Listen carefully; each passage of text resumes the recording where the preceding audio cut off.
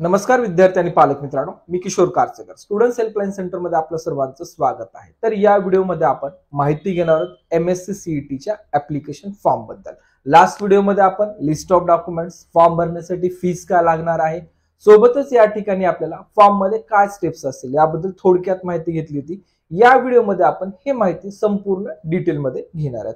तत्पूर्वी एक विद्यार्थ्यांना महत्त्वाची सूचना द्यायची आहे की विद्यार्थ्यांना या फॉर्म रिलेटेड बरेच असे क्वेश्चन आहेत जे की 2025 मध्ये बोर्ड एक्झाम देणार आहेत आणि असे विद्यार्थी आहेत की जे ऑलरेडी 2024 मध्ये एक्झाम दिलेले आहेत। अशा दोन्ही विद्यार्थ्यांचे बरेच काही क्वेश्चन आहेत ते सुद्धा आपण या ठिकाणी सॉल्व्ह करणार आहोत। दुसरी गोष्ट आहे कास्ट सर्टिफिकेट बद्दल, त्याबद्दल सुद्धा मी व्हिडिओच्या माध्यमातून तुम्हाला इन्फॉर्मेशन देणार आहे। तत्पूर्वी जे आपण MSc CET एक्झाम देत आहोत हे एक्झाम द्यायची कशासाठी किंवा हे एक्झाम दिल्यानंतर आपल्याला कुठल्या प्रोसेसमध्ये ऍडमिशन मिळू शकते, तर आपण याबद्दल माहिती घेऊ। लक्षात घ्या, जर आपण MSc CET PCM च्या विद्यार्थ्यांसाठी विचार केला असता तर विद्यार्थ्याला महाराष्ट्रातील जेवढेही इंजिनिअरिंग कॉलेजेस आहेत फक्त डीम युनिव्हर्सिटी सोडून या सर्व कॉलेजेसमध्ये किंवा डीम युनिव्हर्सिटी मध्ये इन्क्लुडेड पण आपण घेतलं तरी हरकत नाही, या सर्व कॉलेजेसमध्ये आपण या CET च्या मार्क्सवरती ऍडमिशन घेऊ शकतो। दुसरा आहे या ठिकाणी जे विद्यार्थी बी फार्मसी करतात या सुद्धा विद्यार्थ्याला संपूर्ण महाराष्ट्रातील बी फार्मसी कॉलेजेससाठी ऍडमिशन घेता येतं। मग आता विद्यार्थ्याचा एक क्वेश्चन येतो की ऑटोनॉमस कॉलेजला JEE थ्रू ऍडमिशन घेता येतं का किंवा CET थ्रू पण घेता येतं। लक्षात घ्या, महाराष्ट्रामध्ये गव्हर्नमेंट ऑटोनॉमस असो, गव्हर्नमेंट असो, प्रायव्हेट ऑटोनॉमस असो अथवा प्रायव्हेट असो, या सर्व कॉलेजसाठी CET च्याच माध्यमातून ऍडमिशन होतात। फक्त काही कॉलेजला JEE मेन्सच्या 15% ऍडमिशन होत असतात। त्याबद्दल सुद्धा मी तुम्हाला पुढील काही व्हिडिओमध्ये डिटेल इन्फॉर्मेशन देणार आहे। त्यामुळे जोही विद्यार्थी PCM ग्रुपचा आहे अथवा PCB ग्रुपचा आहे अशा दोन्ही विद्यार्थ्यांनी या ठिकाणी एक्झाम देणं गरजेचं आहे। लास्ट इयर पासून PCBच्या ग्रुपच्या सुद्धा विद्यार्थ्याला इंजिनिअरिंग मधल्या काही ब्रांचेससाठी ऍडमिशन घेता येत आहे। तर जेवढं पॉसिबल असेल आपण जर बोथ ग्रुपचं जर या ठिकाणी फॉर्म भरत असाल ते आपल्यासाठी आणखी एक प्लस पॉइंटच राहणार आहे। दुसरी अजून एक महत्त्वाची गोष्ट आहे या फॉर्म मध्ये की विद्यार्थ्यांना की आपल्याला एक टार्गेटेड कॉलेजसाठी अभ्यास करतो किंवा टार्गेट कॉलेजचं ठेवून आपण त्या ठिकाणी अभ्यास करत असतो, तर अशा टार्गेटेड कॉलेजचा एकंदरीत कट ऑफ काय असतो, कॅटेगरी वाईज काय कट ऑफ असतो, त्या कॉलेजेसमध्ये किती ब्रांच आहेत, लास्ट इयरला त्याची काय पोझिशन होती कट ऑफची, अशा इन डिटेल इन्फॉर्मेशन असलेली आपली स्टुडंट्स हेल्पलाईन सेंटरची हँडबुक आहे। त्या हँडबुक मध्ये तुम्हाला जवळपास 150 कॉलेजचं बायफर्गेशन, जसं मला सांगितल्या पद्धतीनं government autonomous, government, private autonomous, private आणि युनिव्हर्सिटी डिपार्टमेंट असं सर्व बायफर्गेशन करून कॅटेगरी वाईज कट ऑफ आणि त्या कॉलेजचे इयर ऑफ इस्टॅब्लिशमेंट म्हणजे ईच कॉलेजला ची जी डिटेल आहे ते तुम्हाला पूर्ण एक पेज वरती पूर्ण ऑल ब्रांचेसच्या कट ऑफ तुम्हाला देण्यात आली आहे। जे विद्यार्थी इंटरेस्टेड असतील अशा विद्यार्थ्यांना स्क्रीनवरती नंबर आहेत आणि आपल्या डिस्क्रिप्शन मध्ये पण नंबर दिले आहेत। आणि दुसरी गोष्ट सर्वात महत्वाची, बुक घेण्या अगोदर तुम्हाला बुक मध्ये काय पॉइंट आहेत हे सर्व पॉइंट इन डिटेल तुम्हाला डिस्क्रिप्शन मध्ये सुद्धा दिलेले आहेत। तर या ठिकाणी फॉर्म भरत असताना सर्व विद्यार्थ्यांना जी आपली गव्हर्नमेंटची वेबसाईट आहे ते तुमचं CETचं ऍप्लिकेशन असो अथवा तुमची पुढील इंजिनिअरिंग प्रोसेस असो, यासाठी महाCET सेल या वेबसाईटवरती आपल्याला रजिस्ट्रेशन करायचं आहे। वेबसाईट तुम्हाला दिसत असेल mahacetcell.org.in। या ठिकाणी आल्यानंतर विद्यार्थी आणि पालकांना या ठिकाणी ऍडमिशन प्रोसेस AY 2024-25 जे की लास्ट इयर आपण ऍडमिशन प्रोसेस कन्सिडर, यामध्ये आपल्याला सर्च करत बसायचं नाही, या ठिकाणीच बरेच विद्यार्थी कन्फ्युज, त्यामुळे आपल्याला जी ही 25-26 ऍडमिशन प्रोसेस आहे या आपल्याला पोर्टलवरती यायचं आहे। या पोर्टलवरती आल्यानंतर तुमचं जस्ट एक व्हेरिफिकेशन होईल, ते ऑटोमॅटिक होणार आहे, त्यामध्ये तुम्हाला काही वेगळं करायची गरज राहणार नाहीये। तर साइन इन ज्या विद्यार्थ्यांनी ऑलरेडी रजिस्ट्रेशन केले अशा विद्यार्थ्यांसाठी आहे, पण जे विद्यार्थी आताच फर्स्ट टाइम या ठिकाणी फॉर्म भरत आहेत अशा विद्यार्थ्यांनी न्यू रजिस्ट्रेशन या ठिकाणी टाकायचं आहे। त्यामध्ये आता एक्झाम्पल साठी मी माझाच फॉर्म या ठिकाणी भरून दाखवेल तुम्हाला। तर या ठिकाणी आपण फॉर्म भरत असताना इथं यावर्षी first name and middle name दिलेला आहे, तर आपण यावर्षी जेही दिलं आहे तेच आपल्याला या ठिकाणी भरायचं आहे। ठीक आहे, तर यानंतर तुमचं लास्ट नेम सुद्धा तुम्हाला या ठिकाणी भरायचं आहे। एक खूप सोपा फॉर्म आहे। यानंतर तुमचा मेल आयडी, जोही तुमचा मेल आयडी आहे तो या ठिकाणी व्यवस्थित भरायचा आहे। जर मेल आयडी जर चुकला तर तुम्हाला या ठिकाणी व्हेरिफिकेशनचा मेल येणार नाही। ठीक आहे,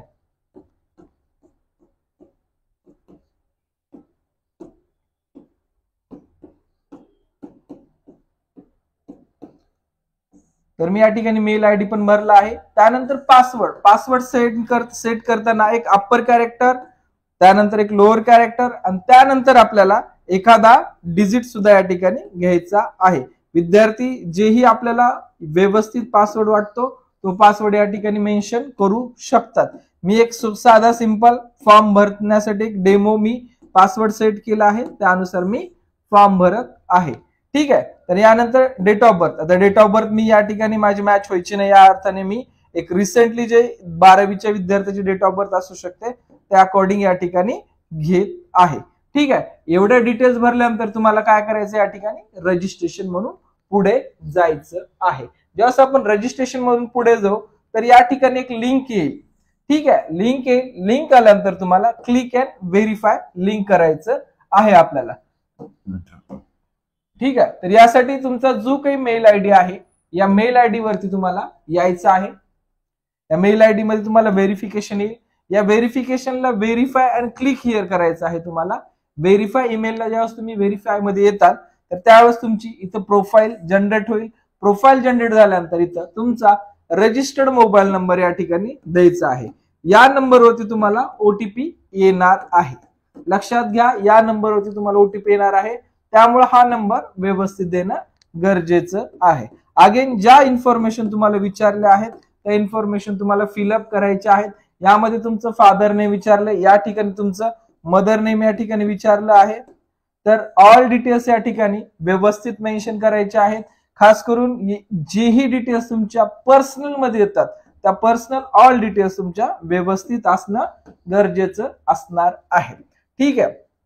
यामध्ये तुम्ही ज्या रिजन मधनं आहेत, रिलिजन मधनं ते द्यायचंय, ज्या रिजन मध्ये आहेत ते द्यायचंय. जर शहरी असाल शहरी, ग्रामीण असाल तर ग्रामीण मध्ये तुम्हाला या ठिकाणी द्यायचं आहे. त्यानंतर तुमचं या ठिकाणी मदर टंग कुठली आहे, मदर टंग बद्दल सुद्धा तुम्हाला विचारणा केली आहे. जेही असेल त्या ठिकाणी मेन्शन करायचं आहे. मदर टंग मुळे या ठिकाणी काही इफेक्ट या ठिकाणी होत नाही. दुसरी गोष्ट, या ठिकाणी बऱ्याच विद्यार्थी पालकांचे 2-3 क्वेश्चन होते की फॅमिली इन्कम किती भरायचं आहे.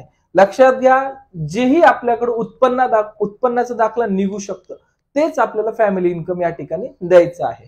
जे आपल्याकडे निघत नाही, अननेसेसरी वाढवण्यात अर्थ नाहीये. यामध्ये जेही आपलं गव्हर्नमेंटच्या अनुसार आपलं इन्कम निघणार आहे त्यानुसार द्यायचं आहे. तर यामध्ये तुम्हाला तुमचा रेसिडेन्शियल ऍड्रेस द्यायचा आहे. ऍड्रेस मध्ये चूक झाली काही फरक पडणार नाही. ठीक आहे. त्यामुळे विद्यार्थ्यांनी या गोष्टीची जास्त काळजी करायची हरकत नाहीये. त्यामुळं जोही तुमच्या आधार कार्ड वरती ऍड्रेस आहे तो ऍड्रेस जरी भरला तरी काय अडचण नाहीये. ऍड्रेस मध्ये तुम्ही कसाही ऍड्रेस भरा, त्याची काही तुम्हाला कुठंच अडचण येणार नाही. त्यामुळे फॉर्म रिजेक्ट होईल अशी काही कन्सेप्ट पण राहणार नाहीये. त्यामुळे विद्यार्थ्यांना ऍड्रेस बद्दल काळजी करायची काही आवश्यकता नाहीये. ठीक आहे. त्यानंतर तुमचा खाली तुमचा आणखी एक ऍड्रेस विचारला आहे की तुम्ही ज्या ठिकाणी राहतायत त्या ठिकाणी जोही तुमचं पिनकोड आहे तो पिनकोड सुद्धा तुम्हाला या ठिकाणी भरायचा. एरियाचा आपला पिनकोड असतो, पिनकोड 6 डिजिट मध्ये तुम्हाला अवेलेबल होईल जाईल, ते तुम्हाला या ठिकाणी भरायचं आहे. एक सिंपल अशी एक प्रोफाईल आहे, सिंपल प्रोफाईल तुम्हाला क्रिएट करायची आहे यामध्ये. ठीक आहे. तर या ठिकाणी तुम्हाला जसं मी एक लाईव्ह फॉर्म दाखवतो, लाईव्ह फॉर्म दाखवायचं एक उद्दिष्ट आहे की बरेच असे विद्यार्थी आपल्याकडे पेड काउन्सिलिंगला आहेत, ते विद्यार्थी ऑफिसला पोहोचू शकत नाहीयेत. तर त्यांना ज्या ठिकाणी त्या ठिकाणी विद्यार्थ्याला हा फॉर्म भरता यावं या ठिकाणी मी तुम्हाला हा फॉर्म लाईव्ह भरून दाखवत आहे. ठीक आहे. Are you domicile the state of Maharashtra. जर तुम्ही महाराष्ट्राचे डोमिसाइल असेल तर यस करा, नसाल तर नो करा. ऑलमोस्ट 90% स्टुडंट यसच असणार आहे. 10% जे कर्नाटक आंध्रामध्ये शिकत आहेत त्या विद्यार्थ्यासाठी फक्त नो येईल. म्हणजे जन्मच त्यांचा तिकडे झाला आहे आणि रहिवासी प्रमाणपत्र सुद्धा त्यांचं तिकडचंच आहे. मायनॉरिटी जर आपली मायनॉरिटी म्हणजे काय, हिंदी, ख्रिश्चन, कॅथलिक, मुस्लिम, जर यापैकी जर आपली कुठली कास्ट असेल तर आपल्याला या ठिकाणी मायनॉरिटी स्टेटस यस करायचं आहे. जर नसेल तर या ठिकाणी काही करायची आवश्यकता नाहीये. असेल तर तुम्ही जेव्हा यस करतात तर तुम्हाला खाली सिलेक्ट मायनॉरिटी स्टेटस, जे काही स्टेटस आहे म्हणजे तुमची कुठली मायनॉरिटी आहे, ज्यामध्ये मायनॉरिटीसाठी तुम्हाला दिलेलं आहे की एवढ्या सर्व मायनॉरिटी आपल्या महाराष्ट्रामध्ये आहेत, तर एवढ्यापैकी कुठली आहे ते मायनॉरिटी घ्यायचंय आणि त्यामध्ये पुढचं स्टेटस सुद्धा तुम्हाला या ठिकाणी भरायचं आहे. म्हणजे रिजनल मायनॉरिटी आहे की तुमची अदर मायनॉरिटी मध्ये तुम्ही येतात असं तुम्हाला भरायचं. पण मी या ठिकाणी मायनॉरिटी जे स्टेटस आहे हे मायनॉरिटी स्टेटस या ठिकाणी नो करून या ठिकाणी फॉर्मला पुढे प्रोसेस करणार आहे. ठीक आहे. त्यानंतर दुसरा प्रश्न आहे की काही तुम्ही हँडिकॅप आहात का, म्हणजे अपंगत्व आहे का तुम्हाला, असेल तर मेन्शन करा, नसेल तर काही मेन्शन करायची गरज नाहीये. जर मेन्शन केला तर यामध्ये तुम्हाला पुढचे जे काही डॉक्युमेंट्स आहेत हँडिकॅप सर्टिफिकेट वगैरे हे सुद्धा तुम्हाला द्यावं लागणार आहे. त्यानंतर तुम्हाला हे तुम्ही इथं मेन्शन केल्यानंतर पुढे तुम्हाला 10वीच्या डिटेल्स या ठिकाणी भरायचे होता. आता 10वीला तुमचे पर्सेंटेज किती होते, म्हणजे 10वीचा जो मार्कशीट लागणार आहे ते तुम्हाला या स्टेपला जे काही तुमचे मार्क्स होते तुम्ही या ठिकाणी मेन्शन करा, जेही असतील ते. ठीक आहे. तर तुमचे मार्क मेन्शन झाल्यानंतर तुम्हाला नेक्स्ट स्टेप आहे की ह्या ठिकाणी विद्यार्थ्याचं कन्फ्युजन जास्त होत आहे त्यामध्ये की मेजरली 12वी एक्झामिनेशनचं काय स्टेटस या ठिकाणी टाकायचं आहे. बरोबर आहे. आर यू अपेरिंग और अपियर्ड, लक्षात घ्या. अपेरिंग म्हणजे कोणासाठी, जे विद्यार्थी सध्या 2025 मध्ये 12वी बोर्ड एक्झाम देणार आहे यांच्यासाठी अपेरिंग.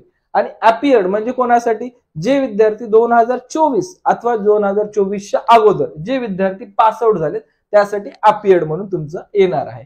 जर आपण या ठिकाणी अपेरिंग येस केलं तर तुम्हाला खाली काहीच येणार नाहीये. जर तुम्ही स्टेटस या ठिकाणी नो केलं तर सेम ॲज तुम्ही जसं 10वीचा डेटा भरला तसा डेटा तुम्हाला या ठिकाणी 12वीचा सुद्धा भरावा लागेल. इन केस एखाद्या विद्यार्थ्याची 12वी ऑलरेडी कम्प्लिटेड आहे पण स्टेटस मध्ये या ठिकाणी त्यांनी काहीच टाकलं नाही तर विद्यार्थ्याला काळजी करायची काही गरज नाहीये. विद्यार्थी काही या ठिकाणी प्रोफाईल मधून चेंज केव्हाही करू शकतो. ठीक आहे, कारण प्रोफाईल इन्फॉर्मेशन आहे. फॉर्म अपडेट पुढे तुमचा होणार आहे. ठीक आहे. या ठिकाणी मी अल्टरनेटिव्ह सुद्धा नंबर भरला आहे आणि या ठिकाणी मी सेव्ह अँड प्रोसेस करेन, पण या ठिकाणी मोबाईल नंबर ऑलरेडी रजिस्टर्ड म्हणून येत आहे तर मी या ठिकाणी ट्राय करेन की अदर एखादा नंबर या ठिकाणी मी जर घेत असेल तर या ठिकाणी द्यायचा प्रयत्न करेल.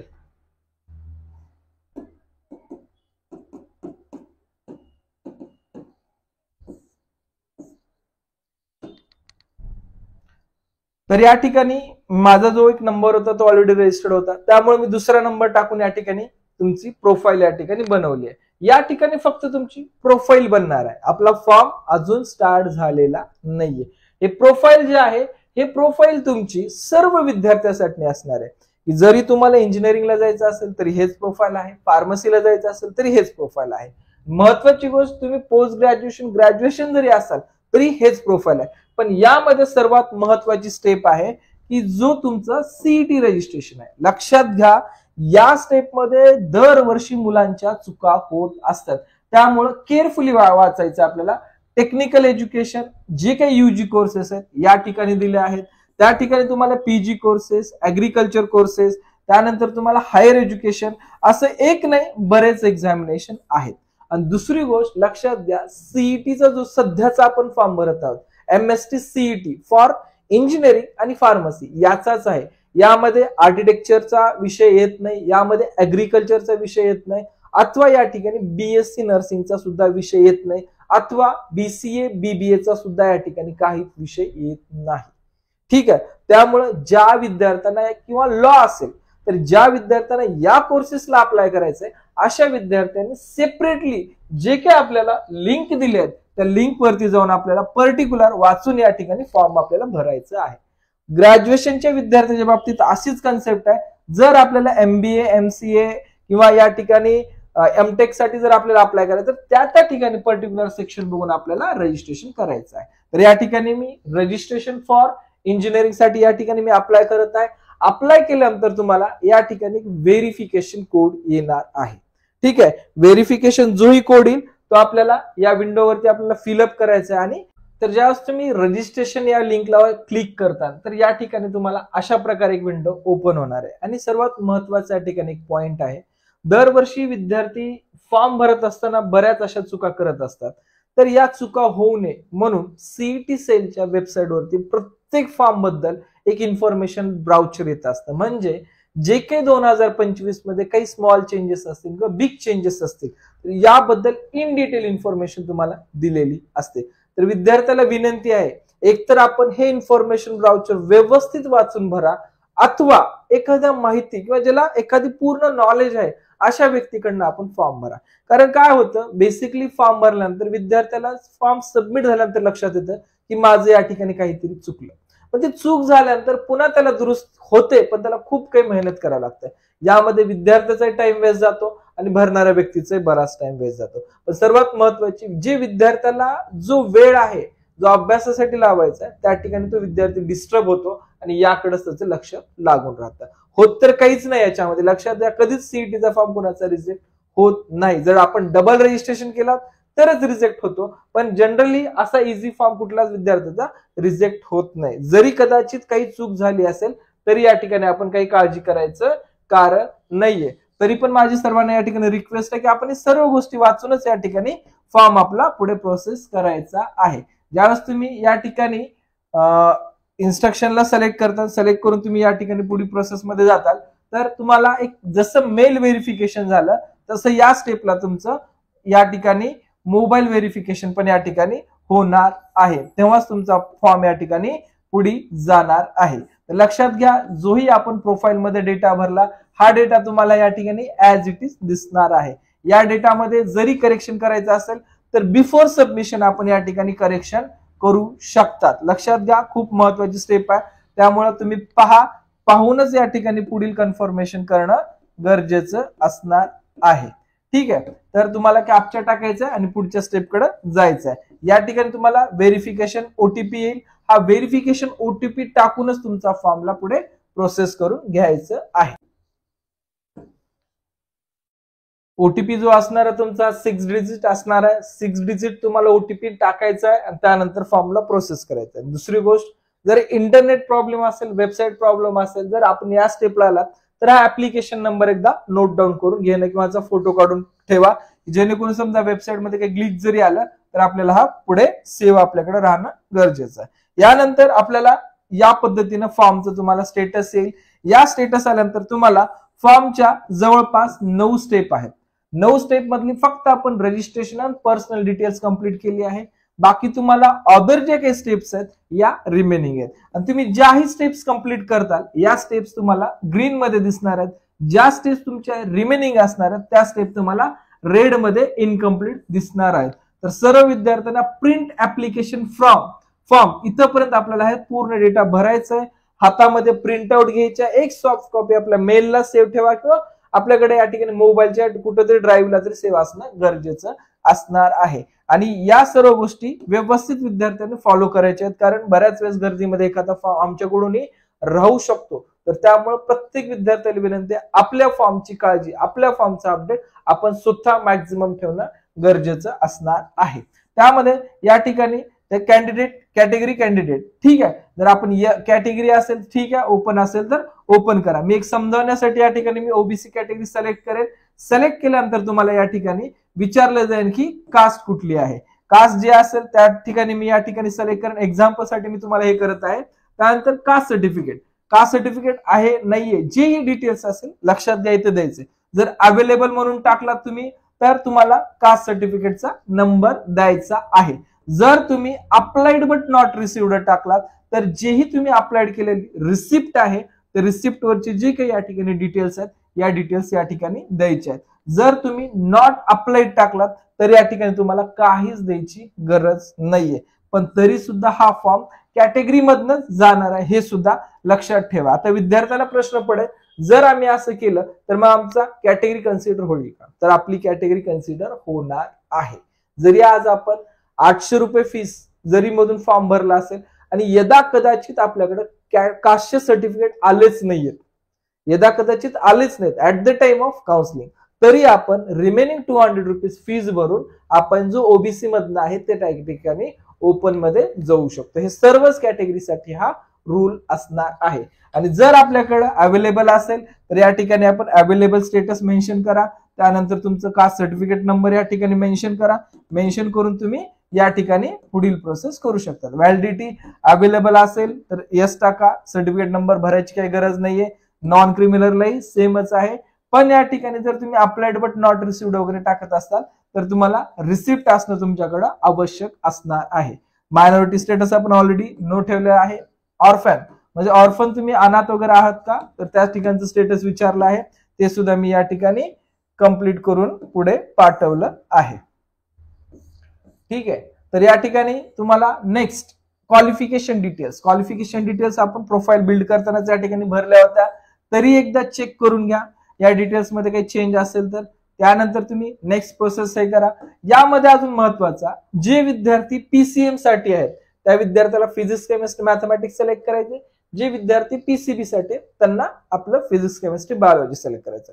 तरी पण इथं चूक झाली की मला जो ग्रुप पाहिजे तो मी सिलेक्ट केला नाही आणि नको तोच ग्रुप या ठिकाणी सिलेक्ट केला, तरी घाबरून जायची काही आवश्यकता नाहीये.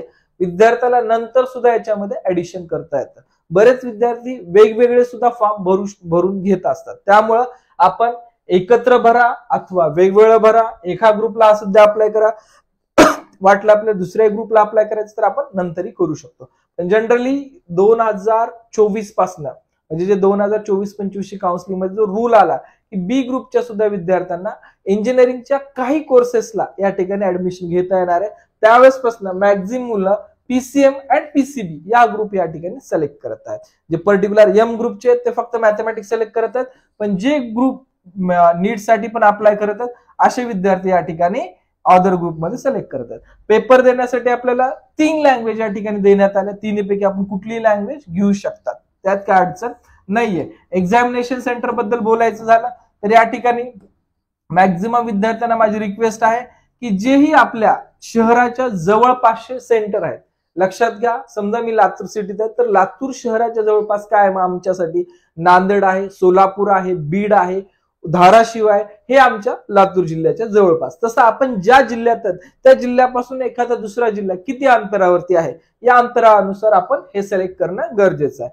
99% फर्स्ट सेंटरच विद्यार्थ्यांना येतं, त्यामुळे फर्स्ट आणि सेकंड हे 2 सेंटर खूप केअरफुली द्या.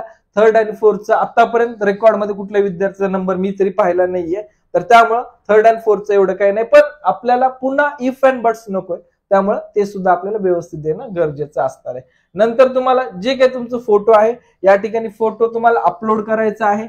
अपलोडसाठी तुम्हाला इन्स्ट्रक्शन वाचायचं. लक्षात घ्या, दरवर्षी काय व्हायचं की विद्यार्थी साधा फोटो काढायचे आणि अपलोड करायचे, पण यावर्षी तसं चालणार नाहीये. आपल्याला प्रॉपर एका फोटोग्राफरकडनं फोटो काढायचा आहे. त्याचं बॅकग्राऊंड जेवढं पॉसिबल असेल तेवढं तुम्ही जसं जेई मेन्स अथवा नीटच्या फॉर्मला देतात त्याच पद्धतीने तुम्हाला बॅकग्राऊंड घ्यायचं आहे, म्हणजे लाईट कलर बॅकग्राऊंड अथवा व्हाईट बॅकग्राऊंड. त्यानंतर फेस विजिबिलिटी 80% वगैरे जे काही तुम्हाला इन्स्ट्रक्शन दिसत आहेत, हे इन्स्ट्रक्शन तुम्हाला डिटेली फॉलो करायचे आहेत आणि या ठिकाणी ऍग्री करून आणि मगच पुढे प्रोसेस करायचं आहे. त्यानंतर तुम्हाला सिग्नेचर या ठिकाणी द्यायचं आहे. हे 2 डॉक्युमेंट्स तुम्ही दिल्यानंतर नेक्स्ट स्टेप तुम्हाला येणार आहे की एनी गव्हर्नमेंट आयडेंटिटी प्रूफ.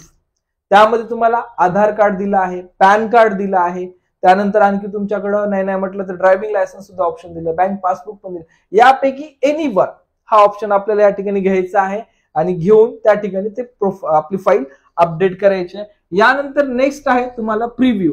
आता जोही फॉर्म भरलाय तुम्ही त्याचा तुम्हाला एक प्रिव्ह्यू येणार आहे. जसं की तुम्हाला मी दाखवू शकतो, जर मी माझा फॉर्म जे आहे ते या स्टेप पर्यंत या ठिकाणी भरलाय तर या पूर्ण स्टेप्स तुम्हाला दिसतील आणि देन तुम्ही डायरेक्टली प्रिव्ह्यूच्या स्टेपला जाणार. प्रिव्ह्यू कशासाठी पाहायचा काळजीपूर्वक लक्षात घ्या. सध्या फक्त CET, JEE plus VIT, Vellore या 3 फॉर्मची या ठिकाणी सुरुवात आहे, तर त्यामुळे प्रत्येकाकडे गर्दी कमी आहे. त्यामुळे आता आपण व्यवस्थित फॉर्म भरू शकतात. पण जसजसा हा टाइम ड्युरेशन निघून जाईल आणि नीटचे फॉर्म येतील त्यावेळेस हे गर्दी खूप वाढते, प्रत्येक ठिकाणी वाढते. त्यामुळं आपण आपला फॉर्म हा प्रिव्ह्यू झाल्यानंतर सबमिट करायला सांगावा. भले तुम्ही आमच्याकडे जरी भरत असाल तरी प्रिव्ह्यू पाहूनच फॉर्म सबमिट करा, कारण जर फॉर्म भरत असताना यदा कदाचित काही चूक झाली असेल तर आपल्याकडे हा शेवटचा चान्स आहे तो करेक्शन पाहण्यासाठी. ठीक आहे, तर प्रिव्ह्यू पाहूनच आपल्याला या ठिकाणी फॉर्म फिल करायचा आहे. त्यानंतर पे ऍप्लिकेशन फीस. आता पे ऍप्लिकेशन फीस हे आपण आपल्या स्वतःच्या डेबिट कार्ड अथवा क्रेडिट कार्ड अथवा सगळ्यात सिंपल युपीआय पेमेंट मधून करू शकतात. लाईक दॅट जीपे, फोन पे, अजून जेवढेही आपले काही युपीआय असतील त्यावरून आपण करू शकतात. ऑल युपीआय एक्सेप्टेबल असणार आहे. ठीक आहे, तर त्यामुळे या ठिकाणाहून पेमेंट करू शकतात. जे विद्यार्थी जनरल कॅटेगरीचे आहेत अशा विद्यार्थ्यांना 1000 रुपये फीस लागणार आहे. जे विद्यार्थी कॅटेगरी प्रवर्गात आहेत अशा विद्यार्थ्यांना 800 रुपये फीस लागणार आहे फॉर 1 ग्रुप, म्हणजे फक्त पीसीएम साठी. जर आपण दोन्ही ग्रुपसाठी अप्लाय करत असाल तर हे फीस मल्टिप्लाय होऊन जाणार आहे. ठीक आहे, म्हणजे जिथं 800 आहे तिथं 1600, जिथं 1000 आहे तिथं 2000 अशी फीस होणार आहे. फीस पेड झाल्यानंतर तुम्हाला प्रिंट ऍप्लिकेशन फॉर्म, लक्षात घ्या, ज्या वेळेस आपली फीस कंप्लीट होते त्याच वेळेस आपण फॉर्म भरला आहे असं कन्सिडर होत असतं. जोपर्यंत आपण फीस भरणार नाहीये तोपर्यंत आपला फॉर्म कंप्लीट होणार नाहीये. जस्ट रजिस्ट्रेशन केलं म्हणजे आपण एक्झामला जाऊ शकतो असं नाहीये. आपल्याला या ऑल स्टेप ग्रीन बॉक्स मध्ये पाहिजे आणि सोबतच आपली पेमेंट सक्सेसफुल पाहिजे. या ठिकाणी दरवर्षी असं पाहतो काही वेळेस वेबसाईट ग्लिचमुळे पेमेंट फेल्ड होते. फेल झाल्यानंतर विद्यार्थ्यांना वाटतं आपला फॉर्म झाला आहे. लक्षात घ्या, या ठिकाणी स्टेटस तुमचं सक्सेसफुल पाहिजे आणि हातामध्ये प्रिंट आउट पाहिजे, तरच आपण एक्झामिनेशनला क्वालिफाईड आहात, अन्यथा नाही. ठीक आहे, या फॉर्म बद्दल तुम्हाला इन डिटेल इन्फॉर्मेशन दिली आहे. जरी काही अडचणी असतील की क्युरीज असतील तर आपण विचारा. ऍज सुन ऍज पॉसिबल मी तुम्हाला याचा आन्सर द्यायचा प्रयत्न करणार आहे. ठीक आहे, thank you for watching students helpline centre channel.